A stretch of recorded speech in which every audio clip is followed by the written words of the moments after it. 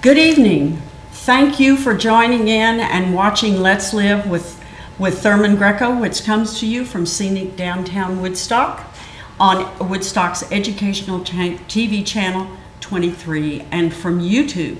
So we have a wonderful guest this evening, kind of unique. Years ago, this was a political show.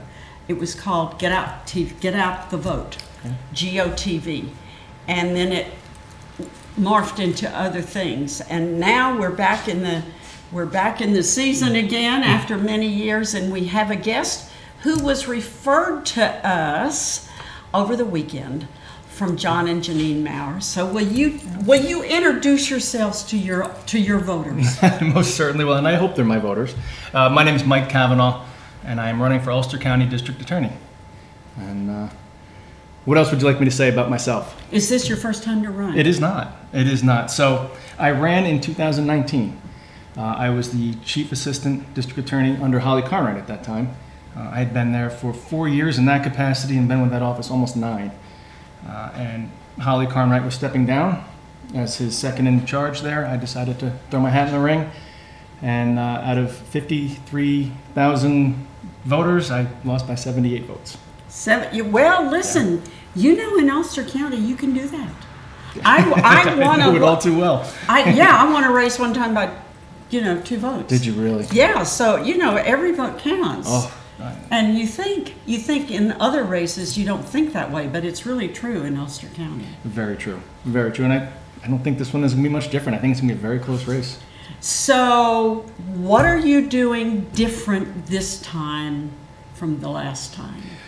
So I think we're going to be doing more of a ground game, if that makes sense. We are going to be utilizing volunteers to go door to door and really do a lot more interfacing with people. Last time when I ran, I was a registered Republican. I am not enrolled in any party at all right now. So that, and I think that's very important. As a registered Republican, I was always a moderate. It was never, I could go either way on issues. I've voted for as many Democrats as I have Republicans over the years. But I think it's really important as a candidate for district attorney and for the district attorney's office itself to be non-political, to be apolitical. And so in order to show that I'm very serious about that, I'm not enrolled in any party. So I'm doing that differently as well. But really, we're going to be more aggressive in reaching out to people and really trying to answer questions and be available so that anybody who has questions about my candidacy, what I believe on the pertinent issues, I'm going to be able to answer. And when did you actually decide to run this time? How long ago did you give it some thought? Oh, I gave it some thought probably for over a year now. I've been seriously thinking about doing it. I can tell you, after the last time, I'm not a politician. It's not something that's comfortable. I don't like talking about myself, trying to promote and sell myself. So after going through it the last time and coming that close and coming up short, I was pretty resolved not to do it again. I figured, I had my shot, didn't work out, on to the next venture. But honestly, and I'm trying to stay positive in this campaign, but I think over the last 3.5 years, I've seen what's happened in the DA's office, and I really feel like I can help, that I can make a difference. And I've had a lot of people approach me, and they're very encouraging and asking me to run and saying, you have an opportunity here that I didn't think would present itself again. So probably about a year ago, I started seriously thinking about it. There were a number of times where I changed my mind, went back and forth quite frequently, right up until the day I announced. My wife and I sat there at the table looking at each other like, are we really going to do this again? And the thought was, what if? And I don't want to ask what if. I don't want to ever ask someday, look back and say, you know what? I should have run. I should have given it a chance, and I don't want to have that regret. So I run. I'm going to do the best I can. If it doesn't work out, it doesn't work out. I think it will. But if it doesn't work out, I'm never going to have any regrets and wonder what if. I think that's an important thing. In my lifetime, I've done a few things that were challenging or whatever, but I didn't look back and say, this was wrong. I should have done something else. I stuck in there for however long I stuck in there. And so that was important. But when you send volunteers out to the streets, what are you going to have them say? Well, we have a number of questions that they're going to be told to ask. What is the most important issue to you? And there'll be a number of issues that we bring up and what to you is most important. Who would you vote for today? They'll have palm cards that have a lot of information about me on them. And they will be prepared to answer any questions about the issues that people find important, my views. So they're going to be able to express how I feel about certain issues. Gun violence, domestic violence, mental health, which is a huge one, opioid crisis, public safety, issues like that. They're all going to be very well versed in what my views are. Can we talk mental health? Please. Let's absolutely. do that. I would love that. Well, what would you like for people to know what is your take on mental health? My take, and it's a bit of a grim one right now, is that the criminal justice system is ill-equipped to handle people that suffer from mental health problems. They come in there's no one size fits all. There are people who have mental health that try to self-medicate with drugs, which can lead to criminal behavior. There are people that have mental health issues that lead to antisocial behavior, which can also lead to criminality. There are people who have issues that can be dealt with medically, therapy, but we don't know who's who. I mean, I don't know in the criminal justice system, unless somebody commits a violent crime, we don't know what they're capable of. And I think 99% of people who suffer from any type of mental illness are harmless, good people. It's the 1%. So what I've been talking about with, and I'm stating this on your show for the first time, I've been talking with a number of people about, we have a number of courts that are designed for specific goals. There's Veterans Court, there's Drug Court, there's Opioid Court. Why not a mental health court? I think that's important. That way you get some people in there who are experienced and trained, professionals who can help the criminal justice system fashion a disposition that can get whoever it is the help that they need and target to what their specific issue is. I'm no psychotherapist. I do have a psychology major from Fordham University, but believe me, it's useless. I don't know anything about it. But we need help from professionals so that we can fashion a disposition to get the person the help they need, return them back to the community, hopefully in a better position than when they entered the criminal justice system. I don't know how to say it any better than that, but I think that's what's important. But again, very often, not very often, that's a gross overstatement, people with certain mental health issues can commit violent crimes. And those are the ones that are the most difficult to address. Well, right now, there are a lot of people who do have mental health issues, and they do need the attention. And a therapist is harder to find than a diamond on the street. I mean, they are really tough. Very tough. And there's not enough health care in this area at all. So having a mental health court is a wonderful thing, but it involves other things as well. It's complicated. I agree. This is a thought that we have to work on before it can ever be put into effect. As you said, finding somebody who's qualified, who's willing to at least share their practice with us and with the court system. Maybe it's more than one person. Maybe it's a number of people that are on call. Haven't gotten that far yet, but I think it's important. And we have that type of service for Veterans Court, where there are people helping out, there are volunteers that are veterans themselves and have probably struggled with reintegrating after serving, or they have PTSD, that understand what it's like. And so and it's a terrific court, and it's just started here. It's been implemented in other places. But I think that philosophy, drug court as well, that type of philosophy can transcend a certain type of case and really can be helpful in so many different ways. So what are some other things that you are training your volunteers to deal with? Being polite.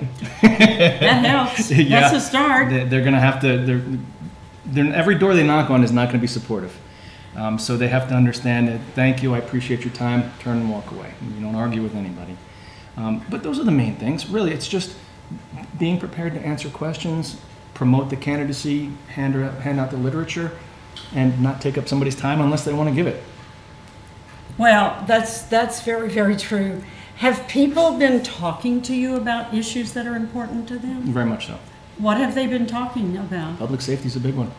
Well, can we talk public safety? We can talk about whatever you want. Absolutely. Yeah, sure. let's go for it. Okay. What do you want to talk about? I want to know what your take is on public safety. How would you deal with it? Well, I think the primary function of the DA's office is public safety. I think that is why it's there. So that has to come first. I believe that the DA's office primary responsibility is to stand for the victims, to work with police together to make sure that if there is an issue, it can be addressed and addressed properly. But there's a balancing act, because public safety also goes to having faith in the criminal justice system. And that's really one of the top things of my platform, is that people need to, we have to restore faith in the criminal justice system. It's been under attack for a number of years now. And I think, particularly in Ulster County, over the last few years, you ask, if people ask me questions, a lot of them are in law enforcement. You know, having been in the DA's office for 9 years, members of the local police departments, they're not happy. They're not happy with what's happened. And again, I don't want to go negative here, but I have to promote my candidacy in some way. And really, I've been endorsed by multiple police agencies, their PBAs. Everyone that I've asked for has endorsed me. So working with the police and having a good rapport with them, working with them, not for them, and not being a rubber stamp for what they do, but being in a position where they trust you and they understand that everything they do is not okay, and that there needs to be an open dialogue so that they get better, they learn, that we get better. But having a functioning police office, police department, and a functioning district attorney's office working together will get out the word that the system works, and we have to earn the trust of the public. But I think that's crucial, is to have a good relationship with the police department, have the public trust, and show that when there are violent offenses committed, the DA's office not only will prosecute them, but will do so effectively and successfully. That's not been happening. So that's one of the big things. So the public needs to understand the DA's office is there for them, and will do their job effectively. And how do you feel the DA's office intersects with guns and firearms in New York State and in Ulster County? You mean the overall role? Mm-hmm. To prosecute people who have weapons that should not. Any kind of weapons. Guns, knives, if they're being used in some way. Their job. And I think in particular, we all see the news and we understand what's going on out there. Guns and the proliferation is a major problem. So people have to understand, and the DA's office has to promote the fact that Ulster County is not going to tolerate the legal possession of weapons. And if you're caught with a gun, there will be consequences. There have to be consequences. So I think that's how the DA's office functions at its best in addressing gun violence. You know, in terms of schools, I'm sure that's a question you may have. Absolutely. And it flows naturally from this. Most crimes that are committed in schools are done by juveniles, by youth. And those cases are handled by the county attorney's office, not the district attorney's office, unless they're serious offenses. And they have to be qualifying offenses in order for the district attorney to have jurisdiction over them. And there's a good reason for that. Kids deserve second, third chance. They're kids. They're allowed to be kids, unless they act in a way that is so extreme that they need to be dealt with a little bit more seriously. So, you know, I firmly believe that guns in schools, I'm not saying if somebody has a gun in school they should go to prison for 10 years. I'm not saying that. What I'm saying is that it needs to be understood that there need to be severe consequences if somebody possesses a weapon, a gun in a school. And a message needs to be sent that it's not acceptable. So there need to be consequences. I don't know if that answers your question, but it's just, I think it's important. Again, going back to having faith in the criminal justice system. If you have a child at a school and another kid is found with a loaded handgun in their locker room, you're going to demand justice. You're going to want to know that your kid is safe, and so something needs to be done. So a message needs to be sent. How would you send that message? Depends on, every case is different. Every case is different. But if there's any evidence whatsoever that this person, even if he's a 16-year-old, intended to use that weapon unlawfully, then I don't think state prison is out. I really don't. Now, that's a last resort, especially when you're dealing with a kid. But with all the mass shootings that we've had and the school violence, it would have a horrible chilling effect if there was not some sort of message, some consequences for that person. It would have a chilling effect on education. Parents would no longer feel safe having their kids in school. So I believe very strongly that, I don't want to use the words make an example out of somebody because that sounds awful. But kids need to understand that having a weapon of any sort, particularly a loaded gun in school, is going to come with some severe consequences. Well, I don't really see the public schools or the private schools as being safe. You may have read the paper earlier I think it was in May, the incident that happened in Kingston High School, where there were 2 students, possibly 3, were involved in nearly killing another student in front of 300 kids in the cafeteria. That's a major problem. Mm-hmm. That's a major problem. And ultimately, the individuals were arrested and brought before court, and they're being treated as adults in the manner that I think that's entirely appropriate under those circumstances. I had an issue with the fact that these individuals, even though they were known to the district attorney's office, were not apprehended or arrested for quite some period of time. I know that it bothered a lot of parents in that school to know that these kids were still at large. And so I had a problem with that. I voiced that issue. I voiced my concerns. That shouldn't happen. That shouldn't happen at all. What do you feel is the biggest threat that we're facing in Ulster County right now in terms of the district attorney? It's a complicated question. If you're talking about the city of Kingston, it's guns. Guns, there's gangs, drug dealing, but I think guns, there's just a murder, tragically, another murder that happened recently, gun violence. There are shootings happening all the time, whether somebody is actually shot or shot at. I know a lot of people in Kingston who have reported gunfire is not uncommon right now.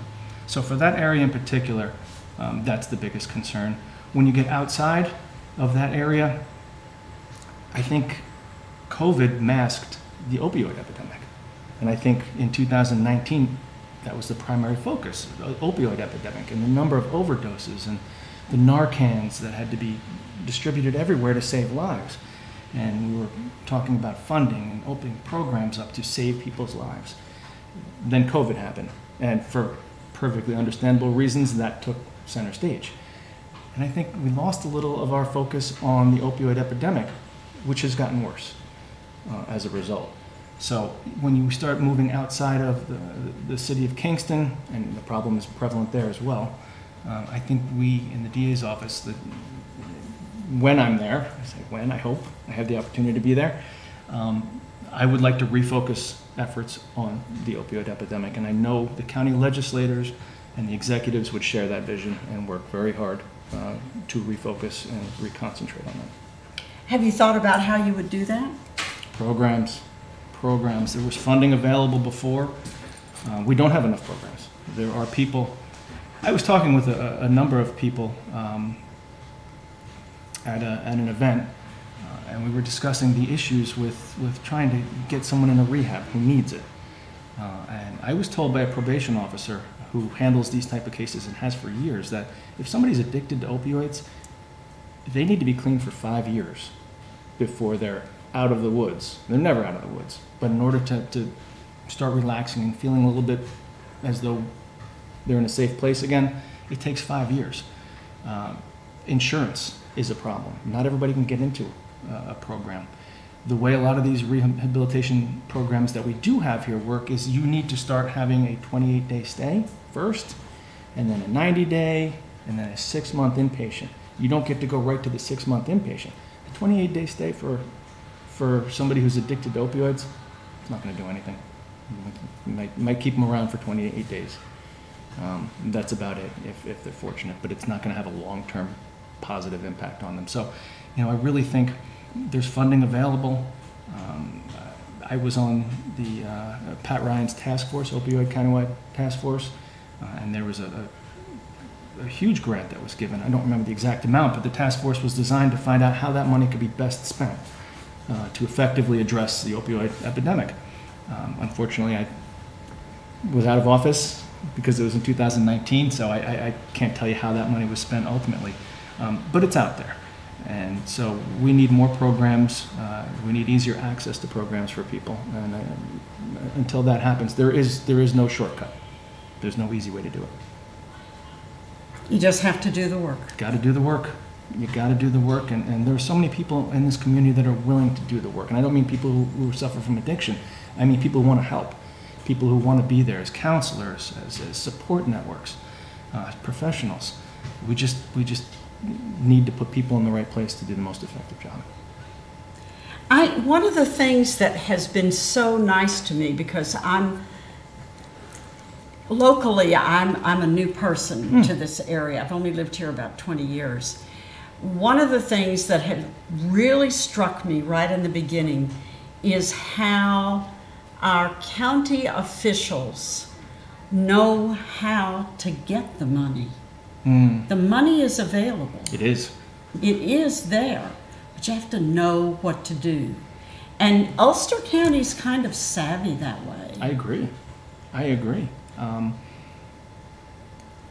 have not had or been in a position where I've had to ask for that money, quite frankly, because we had Pat Ryan when I was there who was doing it. And we had a number of people in place that were really good at getting the funding where we needed it. And then I wasn't in the office when the discovery reform and bail reform kicked in, where particularly with the discovery reform, I think the county received $750,000 to update their systems to address the discovery issues that were being presented. So yes, the money is out there. I think the state is very good at making money available to the counties, and we've been fortunate to have people in the right positions to know how to get it. And one of the things that I really like about New York State is there is an interest in the human being. There is.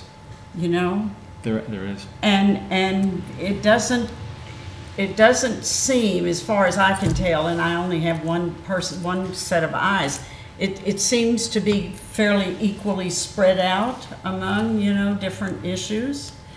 And I love knowing that there are different programs that are out there for the people.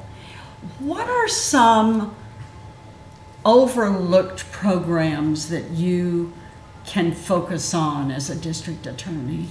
That's a really tough question because I might have overlooked them too. I don't know. You mean like in a specific area? Yeah. Or have you ever said to yourself, gee, we could use some more work here, or we could make this better, where is room for improvement?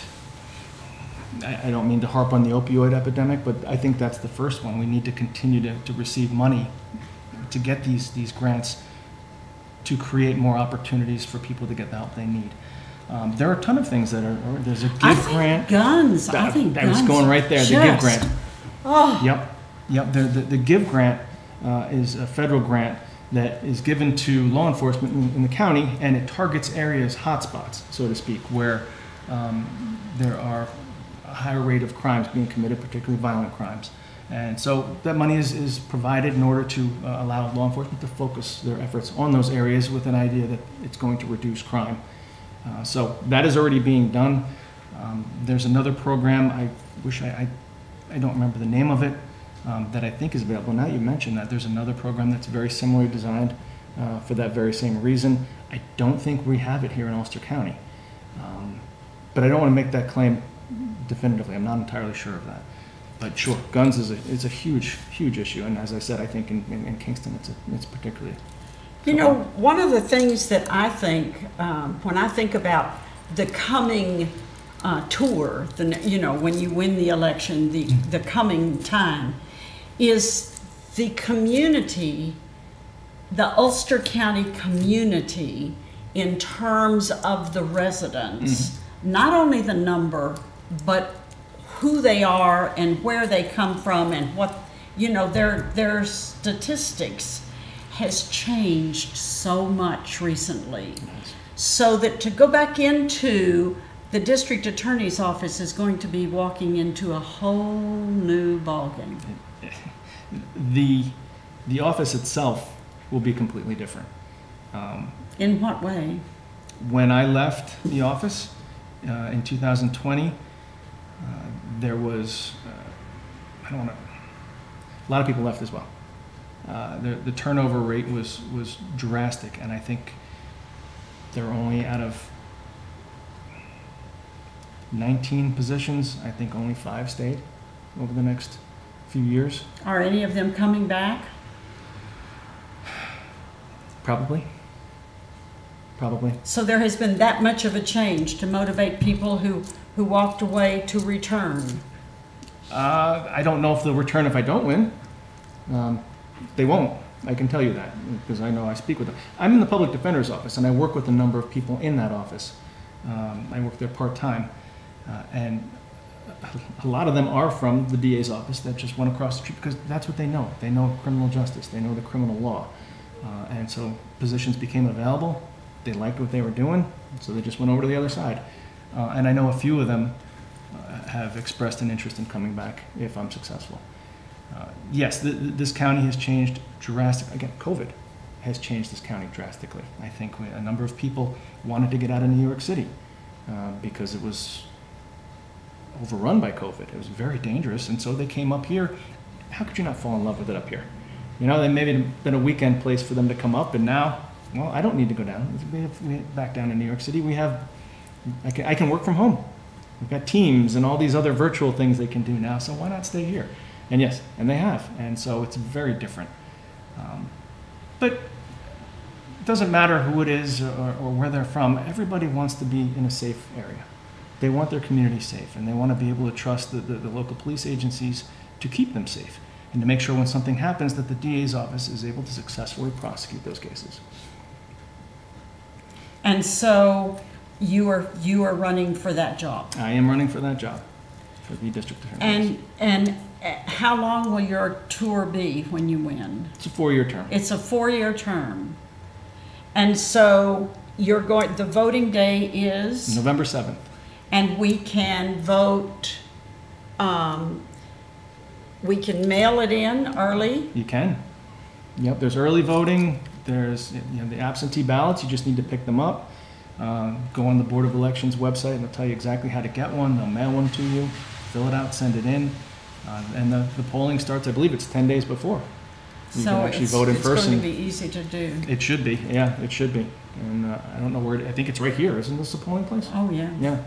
So what are some things that are going to be, I don't want to say drastic, but what are some things that are going to stand out to you when you go back into this position as different?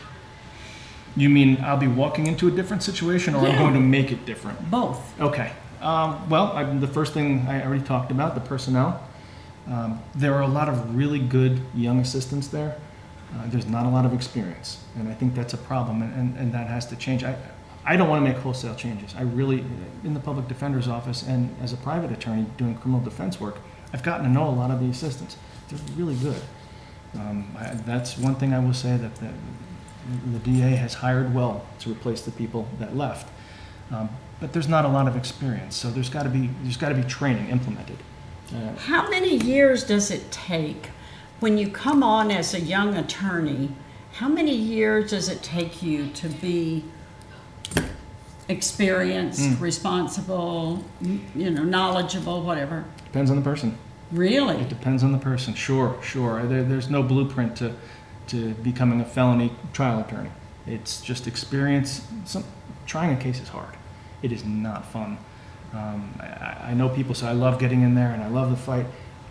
I lose 10 pounds every time I have a serious trial. I can't eat, I can't sleep. It's incredibly stressful. So not everybody has the stomach to want to get better. Some people get in there and it's very easy to resolve misdemeanors and move things and keep the calendar flowing.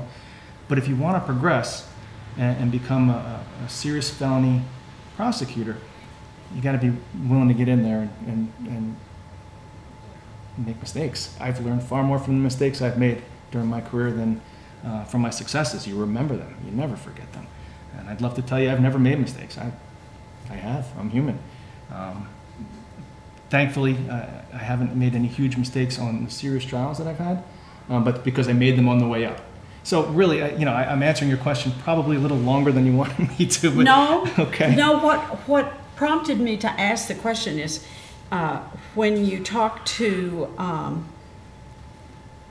people in the military, they'll tell you that these junior officers, it takes them 8 to 12 years to become, Okay. No, it doesn't take that long. It should not take that long. If somebody's motivated and really wants to become, if being a prosecutor is why they went to law school, which is my case. That's the only reason I went to law school, to do that job. If that's what they want to do and they're willing to make the sacrifices and they're willing to get their face rubbed in it a little bit, you can become a proficient prosecutor in 3 to 4 years. Really? You can. You absolutely can. You're not going to be trying murder cases or rape cases at that point, but you're going to be getting some serious felonies. And then the more of that you get, the better, with everything. The more practice you have, the better you get. But you have to earn the trust of your supervisors to make sure that you're going to go in there and do a competent job. Yeah, 3 to 4 years. I mean, I think my first trial was first county court trial was within 3 years. Within 3 years. Within 3. And it was not the most serious case in the world. It was a stolen property case. There's a point to the story, so I'll try to make it quick. But okay. So it was. I was in the Dutchess County DA's office at the time, and there was somebody who was working at a correctional facility who had an ammo shop as well. And so he was taking ammunition from the correctional facility, bringing it to a shop and selling it. Well, my star witness was James Earl Jones, if you can imagine. Oh, yeah. Because he lives over there. He lives in Pauling. And so he didn't do anything wrong at all, but the person was using his vehicle, and he had a Humvee, so it was a very distinct vehicle. So he was one of the primary witnesses to establish, people saw that Humvee loading things up and delivering it, and saw the defendant driving it. So he lent him that vehicle. He was crucial in the case to put them together, and I couldn't have done it without him. But that's some way to break in. My first major case, James Earl Jones was my witness. That's great. So, well, there's stories. Yeah. Is there a book waiting for you to write? No, not right now. No. I used to keep a journal about some of the things that I'd seen and experienced. I haven't in a while. It's a good idea, but no, I've never thought of writing a book. I don't know if I have the patience to write a book. I don't know if I do. No, probably not. One of the things that has struck me about your job is I was in the Woodstock Democratic Committee when I first moved here, and there was just so much about the Woodstock Democratic Committee that I did not know. But I was standing there and ended up on the Woodstock Democratic Committee, and people came in that were politicking for a specific job.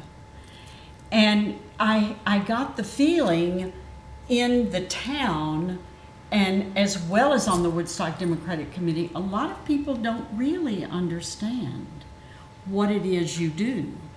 If you are a law-abiding person and you don't hang out in a courtroom, you don't really know. That's a good point. That's a good point. And you mean specifically with the DA's office? Yeah. Yeah, I've actually found that a number of times. Yeah. Would you like me to explain it? Yes. Okay, I will. So the district attorney is the chief law enforcement officer in the county. And it is the responsibility of the DA's office to prosecute criminal offenses. Offenses charged either in the vehicle and traffic law for like a DWI or the penal law. It's to enforce the law. So the police officers will make an arrest. They'll effect an arrest. They'll generate the paperwork, and it'll get referred to the DA's office. There are some instances where the DA's office isn't actually involved in the investigation. Homicides in particular, very serious cases. The DA's office has a substantial role in the investigation. But ultimately, when the case goes to trial, or when it's the obligation of the DA's office to evaluate charges and to determine what an appropriate resolution is, and if a resolution cannot be reached, then try the case. But that's the role of the DA's office. Has the population of Ulster County increased recently? It has. How much? Do you know? I don't know off the top of my head, no, but a lot. So when you go back into office, you're going to have a lot more people to deal with. It would make sense. Yeah, it would make sense. Whether or not the increase is also bringing people who are prone to committing crimes, I don't know. Ideally, they're all law-abiding citizens, and they're going to just come here and contribute in a positive way. So I don't know if it correlates necessarily that more people will result in a higher number of crimes, but it certainly makes sense, and it's a distinct possibility. Well, it is true that the people who are coming up here now, the people who are up here now, that came here through COVID, have a different personality profile. They have stepped into a new land, new country. You know, Ulster County's different. It's different from all the counties around it too. Right. It's very unique. Right. So they are responding in a new and different way. Plus they are in, I mean, some of them I feel like you got to be on the moon, man.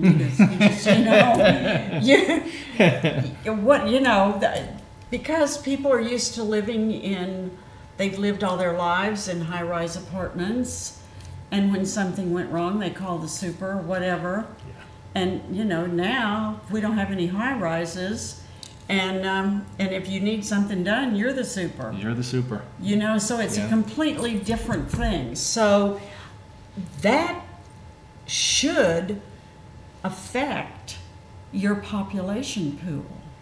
In terms of creating a decline, because once they realize it's not for them, then they're going back. Just changing. Yeah. Just changing. Yeah. Yeah. No question about it. No question about it. If you look at 20 years ago, this was a Republican county. Yeah. And now it is overwhelmingly Democrat. Yeah. And a lot of that has to do with the change in the population. There are a lot of people coming up from New York City that were registered Democrats that have registered Democrats up here. Right. Yeah, not a good or bad thing. It's just the reality. That's how it's going. It's just the reality. There is one thing.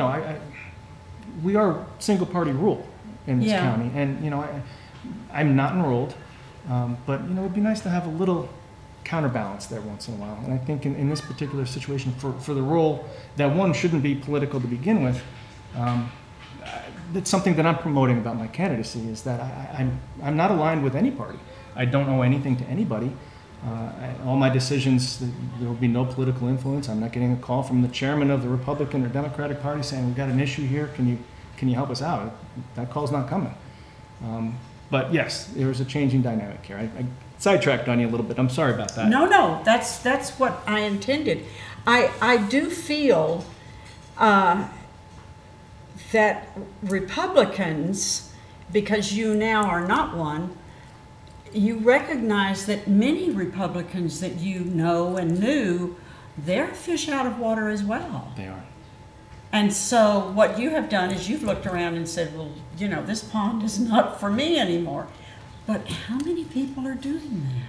More than you realize. Really? I've had this conversation with a lot of people that have said, you know what, I'm tired of national politics on both sides. Yeah. Because neither party, especially on a national level, maybe on a local, I don't know, they don't speak for me. I agree with that, but I also agree with that.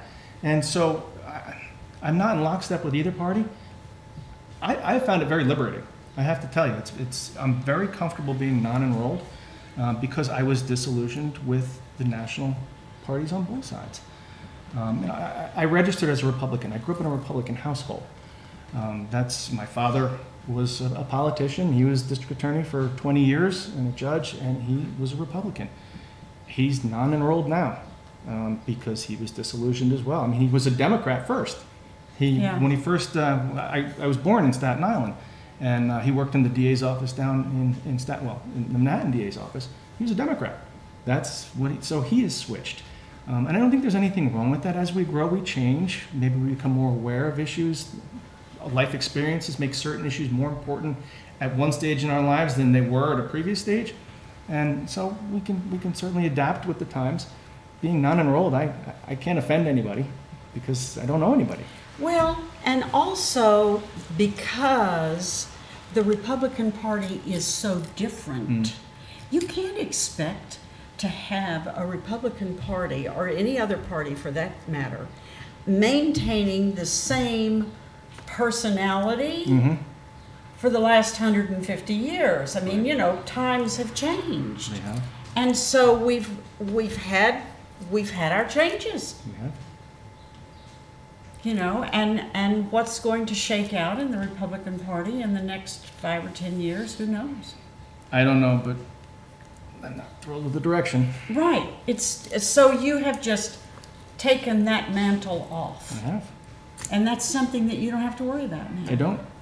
I don't, and I'm not going to start enrolling once this is over with No. any other party. I am very comfortable where I am. Right. You like it. I do. Okay. I do. It's, as I said, it's liberating. I never allowed the party to tell me how to think about any issue anyway. As I think I started saying in the very beginning, I have voted for probably as many Democrats as I have Republicans. Yeah. I'm going to vote for who I think is the most qualified to do the job, who is experienced and has values that I think are important for that particular job. I don't care what someone's values are on an issue that has nothing to do with the office that they're running for. Well, and you're in a situation, I think, where it's almost non-political. It has to be. I mean, it really has to be. You know. The DA's office, the district attorney has to be able to make decisions based upon each case, the investigation, the unique circumstances that present. And every case is different, without any outside influence. Without any outside influence, or otherwise justice isn't being done. Right. So as you collect volunteers, where are you finding these volunteers? And my wife is very well liked. I think I made a lot of friends as well in 2019. So people have been reaching out saying, what can I do to help? Really? Absolutely, a lot. You are so lucky. I am. Although I haven't tested it all that much, I'm sure if I start asking them to start phone banking, them going door to door, they'll... Well, but when they say they'll volunteer, They will, what does and they that will. mean? That's what it is. It is, and they will. And I was lucky last time to have a few people that were willing to do that. I did a lot of it myself with you know, drag my daughters around with me once in a while. Well, but that's even better. Yeah.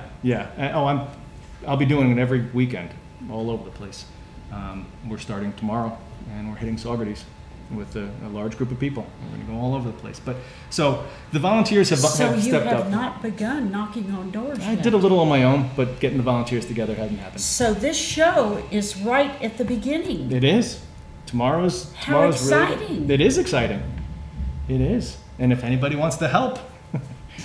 And you're going to be in Saugerties. I'll be in Saugerties, yeah. And we're starting off at the Pavilion in Cantine. You know, Saugerties has changed so much. Very much. Very much. You know, I go to the bookstore and they have a book place where you can read once a month, and I have written some books, and so I go and I read. Yes, and so I go and I read, and that's you know, that because I live in Woodstock, but when you drive down the street, it's just so different. Very different. Very different. Yeah, I was. You know, Woodstock, you can't even see how this. We have so many people on the sidewalks, you can't see how it's changed. That's very true. But in Saugerties, it's really different. Very. And Very. my daughter has moved here, and I took her around to all of the art places because she's an artist, and she's you know, she really fell in love with Saugerties. I have too. And again, I went to Aniora. I grew up right over here. I never thought twice about Saugerties. And my wife and I, when we moved back to the area, Saugerties was okay, maybe, I don't know. If that's where we end up, that's where we end up. Where do they go to school now? Saugerties High School. Saugerties High School. Saugerties High School. Listen, you're lucky. Yeah? Well, yeah, they're going to high school in the same town. Oh, I see. Yes. Yeah, that's true. It's a short drive. It's great. And we love Saugerties High School. And they're having a terrific experience there. No complaints at all. Teachers are fantastic. And it's right next to the Saugerties Diner. Yes, it is. I've been there plenty of times. You know? Okay, so if somebody decides that they get religion and they want to volunteer for your program, how do they do that? Kavanaugh for Ulster. That's Kavanaugh the website. for Ulster. Kavanaugh for Ulster. And if you put that into Google or whatever your search engine is, my website will pop up and there'll be a little tab that says volunteer. Click it and you can sign up and I'll get an email and I'll reach out and say thank you. Thank you very much. Sign What up. would you like to do? Well, let's go out tomorrow. And where did you go to law school? I went to Widener University, which is in Harrisburg, Pennsylvania. You went to Pennsylvania? I did. I was living in Cincinnati at the time, actually. I've been around a little bit. Oh, Cincinnati. Yeah. Oh, wait a minute. No. Oh, no? What happened there? Cincinnati, New York? What happened? I fell in love. Okay. My girlfriend at the time, we were from here, we're living here. She got a job out in, it's not my wife, this is a long time ago. She got a job in Cincinnati, working for a television program. And I was doing something right out of school. It certainly was not my passion. Yeah, have an adventure, why not? So I packed up, I moved out there, and I lived there for a year. You went to Ohio? I went to Ohio. And then I started filling out law school applications really quick at that point. You're back here. Oh, yeah. You're back here. Yeah, I am. Oh, man. I am. But yeah, I went to Ohio. From there, I went to Harrisburg to go to law school. And then I came back and I started working in Dutchess. You know, the thing about being in New York is I lived a whole life before I got here. And you were in, since by the time you come back to New York, you see how lovely it is. Oh, no question. It's flat. Cincinnati is flat. Well, but it's a beautiful, New York State is a beautiful place. It is. And, you know, so many people that don't live here that are from the Midwest, they think New York is just New York City. Like the whole state is New York City. They don't realize. I was on a plane one time and we were flying into, I think it was into Albany. As the plane descended, you see the Adirondacks. And there were so many people, I don't remember where we were coming from, but they were aghast. They said, look at the mountains, look at this. Where are we? This is New York. They had no idea. Right. And so, well, and I talk to people on the phone a lot of times, and I say, and where are you calling from? And they say, oh, New York. And then right away I want to know, well, where in New York? Are you in the city, in the skyscrapers, or are you out here in the mountains, or, you know, because New York is a big state. It's a very big state and very diverse. And it is very diverse. Well, listen, we're getting short. Okay. So how are you going to train your volunteers? In person.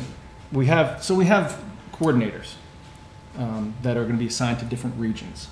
And so it is their job to train each volunteer from that region. So if we can do it by town, or, you know, depending on, we need more volunteers at this point. It's going to be large regions that we're working with because of the numbers. But we have a lot. So they'll be trained individually. We train the coordinators, who will in turn train their volunteers, and they're going to be assigned a group. And then you're going to give them a clipboard? We have a program called Numenar that gives us walking lists. It identifies based upon, it's kind of creepy actually, the information that they have access to, but they call from voter registration list people they believe based on voting history. Obviously they don't know how these people voted, but frequency and other characteristics that are in play, so to speak, that are people that could very well vote for us if we reach out and make contact. We have those. How did you find Numenar? There are a number of different programs like that. My campaign found it and reached out. You can just do a web search and. So this is a whole industry. It is an entire industry. It's a large national industry. I think Numenar is national. It's for whatever area you need it. I know that all now, parties. Are these politicians or are these activists? I don't know. Well, the focus is different. They are people. I think they're entrepreneurs, quite frankly. I think they're people. Well, that's who are, another focus. It is. I think they're people that are very interested in politics, whether from their own experience or just a fascination with it, that have come together and found this idea. This is how we can make campaigns more effective and make money at the same time. You have opened a whole new world for me. It was just open to me as well. It's amazing the amount So of you information. didn't do this last time? We used something similar, but not this intricate. This actually uses artificial intelligence. Don't even get me started on that. Right. Don't worry. I'm not going to. It's terrifying. I'm not going to. It's terrifying. Well, we're there, so We are. you know that's okay. We have to learn to deal with it. Okay. So do they see people? No, they don't, because it's artificial intelligence. So they don't see any people. They get booklets, or you get Right on their phone. It's right on their phone. You get a walking list, and it tells you, it gives you a map, lots of green dots on it, and as you're walking through, you see where you're going. Here's a green dot. That's a house that has been designated as, with 1 or 2 people inside, or however many, that our campaign could benefit from having contact with them. You go, once you make that contact, you answer questions, fill it in, and then that information comes back. And if it's somebody who's receptive, then we target them for follow-up with some more information. So do you skip certain houses? Sure. There are going to be people that we have no chance of, and there'll be people that are going to vote no matter what for us, and there are people that have never voted before. We can only hit so many places. So people who have never voted, I'm not so special that I'm going to be the first one. So we move on to the ones that makes a lot of sense, because they don't know. People have enough problems trying to figure out what the attorney does anyway. Right. So you're not going to go to those. No. We're going to try to use our resources to places that have been targeted, rightfully or not. I don't know. I mean, it's not 100%. So that way you can have fewer volunteers. Correct. Because they're not going to waste their time. Correct. Wow. Whew. 2023. Something else, isn't it? Oh man. It's something else. The last time I was out there stomping around, I just knocked on everybody's door. And if somebody came at me with a skillet, well, that was part of it, I absolutely. And that still happens, don't get me wrong. And it still happens. And I didn't even have a smartphone, and Right. now they've got, this is wonderful. It's quite a benefit. It's quite a again, not foolproof. I will miss out on opportunities to speak with people who have been identified as not in play that may very well have been.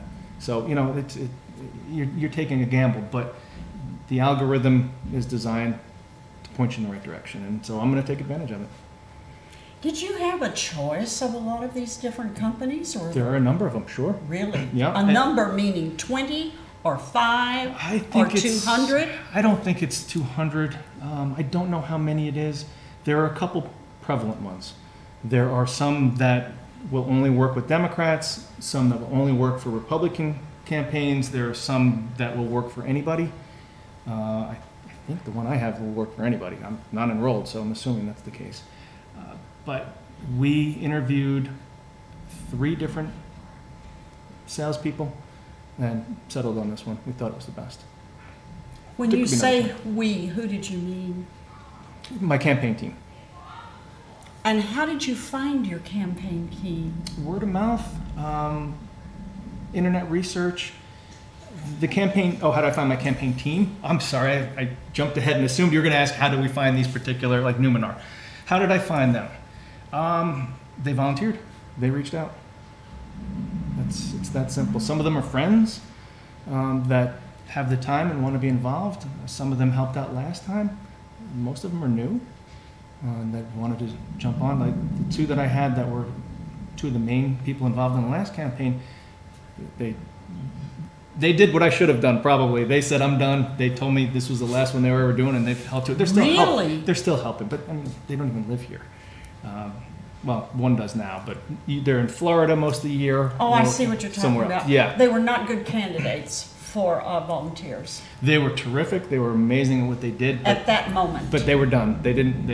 Right. It's grueling. It's grueling, and they didn't want to give up that time. But they're still helping out in whatever way they can. But so the team that I have now, it's relatively small. If you can develop your team, I know that, now this was a long time ago, but when I used to go and knock on doors, I did it for this campaign, and then the next campaign, and then the next campaign, and after a while when I knocked on doors, they said, oh, there you are. Right.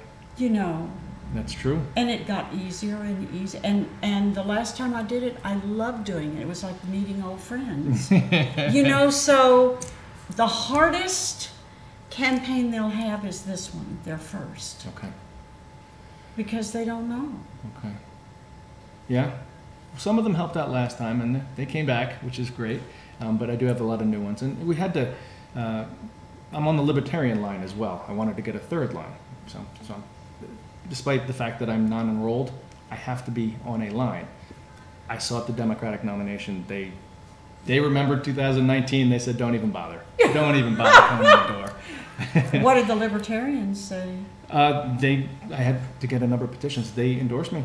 And did they really? They did. They did. But I had to get a number of petitions because they're not an actual line anymore. They weren't able. In 2019, then Governor Cuomo passed a law, the legislature, that said if you don't get a certain number of votes on your line, you lose it. Libertarian, Green Party, they didn't get enough. It was targeted for the working families, but they did get enough. So anyway, you need to get an enormous amount of petitions signed in order to even carry that line. And we got 1,700 volunteers only, because the Libertarians, there aren't many of them here. So we did most of the work on our own. And that was kind of putting the volunteers through a practice run. They shined. So that's why I'm encouraged about this time, doing the door-to-door and all that. So, we're down to 4 minutes. Oh. Okay, what's your final elevator pitch? Oh, that's terrible. I don't have one. No, I'm just kidding. I kind of used it already. Okay. I led with that. My pitch, what I've been saying, and this is what I've been telling everybody as I go around, is this is a really, really important position in the county. It's one that has to be apolitical, because it deals with public safety and people's lives. And I tell people, and I firmly believe this, you can't play politics with public safety. So it's crucial that this next election, that people do their research. Take a look in the candidates. Look at histories. I was chief for 4 years, and I'm very proud of the work that was done during those 4 years. In the 3.5 years since I've left, all you have to do is pick up the Freeman and see there's some issues going on there. And so my pitch is, give me another chance. I am not a politician. I don't enjoy politics. I am a shy person by nature. I'm a homebody. But this is important to me, and I really feel I can make a difference because I have made a difference before. And if I get that opportunity again, I won't disappoint people, and I will be the type of district attorney that I think everybody can be proud of. That's my pitch. It's a nice one. All right. It's a nice one. Thank you. And thank you so much for coming. And thank you, Ellen. Yes, and thank you for watching the program. Thank you very much. And thank you for having me. Oh, it was I've enjoyed my this very pleasure. much. It was my pleasure.